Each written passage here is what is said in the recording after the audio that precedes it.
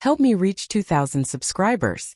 Please like the video and share your thoughts in the comments. Your feedback helps make the content better. The night I called my wife and heard another man's laughter beside her, something inside me went completely still. It wasn't rage. Not even heartbreak. Just silence. That deep kind of silence when your mind stops fighting what your heart already knows. Her name was Emily. We'd been married for 5 years. Long enough to build a home. Short enough to still pretend everything was fine. Lately she'd been distant. Late nights at work. Phone always face down.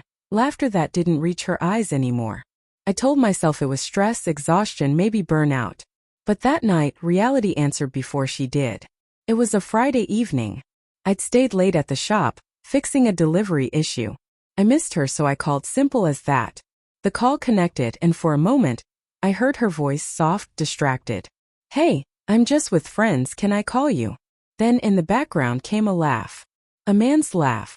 Deep, casual, intimate. The kind of laugh you don't share with strangers. "Who's that?" I asked quietly. Silence. Then the sound of movement, her breath catching. "Just someone from work," she said too quickly. "Don't start, okay?" "Didn't plan to," I replied. My voice didn't even shake. I just listened as the silence between us grew thicker than any lie she'd ever told. She hung up a moment later, saying she'd call me back. She didn't. That night, I sat at the kitchen table with my phone still in my hand. The ticking clock on the wall was the only sound in the house. I thought about all the little signs I'd ignored. The way she smiled at her phone, the nights she turned away when I reached for her. Love doesn't die suddenly. It fades like light at dusk. I just hadn't realized how dark it had already become. When she came home later, I didn't ask anything. She kissed my cheek, smelling of someone else's cologne, and went straight to the shower. I watched her walk away, wondering how long she'd been living 2 lives while I kept holding on to one. The next morning, Emily acted like nothing had happened.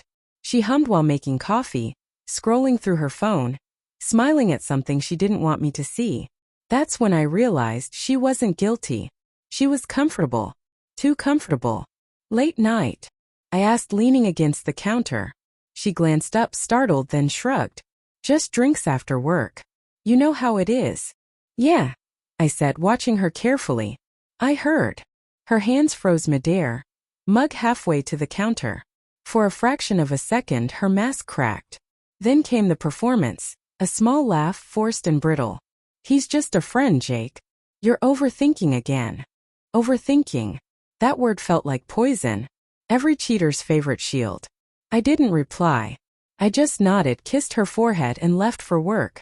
But instead of heading to the shop, I drove to her office. Parked across the street. Watched. Hours passed. Then around lunch she walked out, not alone. The same man from her social media pictures. The one she'd always introduced as just a coworker. They laughed, touched hands, leaned in too close. And I sat there, gripping the steering wheel, staring through the windshield at the woman I thought I knew. By evening I had decided. Not revenge. Not confrontation.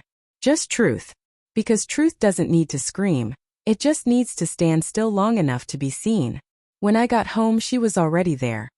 Hair still damp from the shower, wearing one of my shirts like nothing had happened. "Hey," she said, smiling. "You're home early." "Yeah," I said calmly. "Thought we should talk." Her smile faltered. "About what?" "About how it feels to laugh beside another man, while your husband's voice plays on speaker." The color drained from her face. She opened her mouth, but nothing came out. For the first time in months, the silence belonged to me.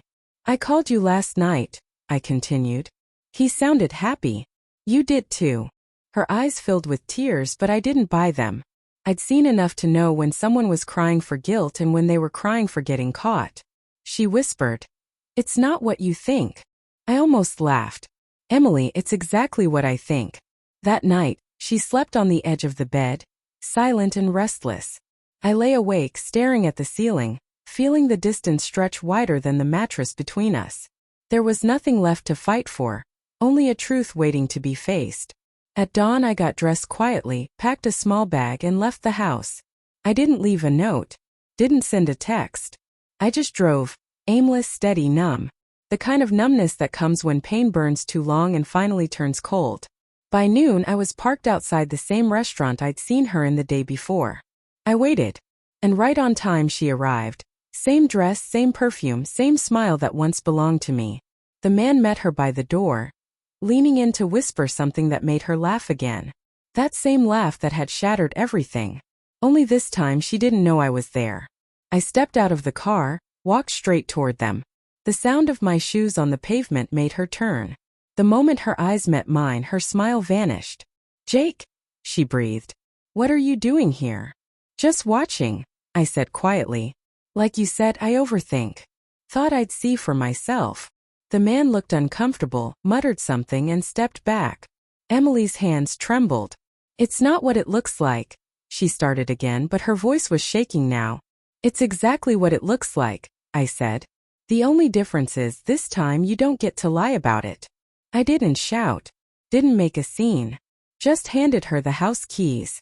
"You can stay with him now," I said simply, and turned to leave. The next day she showed up at the shop. Makeup smudged, eyes red, no laughter left. "Jake, please," she said. "It was a mistake. I didn't mean for it to go this far." I looked at her, really looked, and realized I didn't feel anger anymore. Just relief. The kind that comes when you finally stop holding on to someone who let go long before you did. "You should have thought of that," I said softly. "Yesterday when you laughed."